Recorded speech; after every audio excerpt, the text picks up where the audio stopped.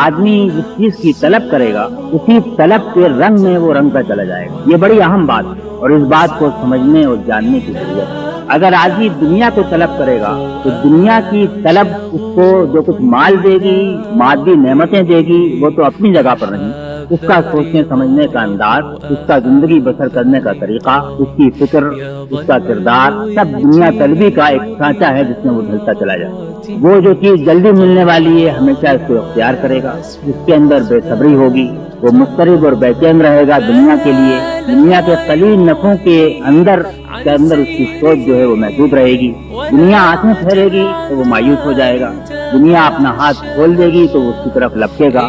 اور یہ ساری کیفیات اس لیے پیدا ہوں گی کہ اس نے دنیا کو اپنا مطلوب اور مقصود بنایا. اگر یہ بات صحیح ہے تو بالکل یہ بات بھی صحیح ہے کہ جو جنت کو مطلوب اور مقصود بنائے اس کی وہاں پر جو کچھ اس کو ملے گا وہ تو ہے ہی اپنی جگہ پر صحیح، لیکن یہاں بھی اس کا زندگی بسر کرنے کا انداز، اس کی سوچ، زندگی میں اس کے مقاصد، اس کے پورا عمل اور کردار، یہ سب بھی ایک بالکل نئے سانچے میں ڈھل جائے گا جو اس کو واقعی اس کا مستحق بنائے گا کہ وہ جنت میں داخل ہو.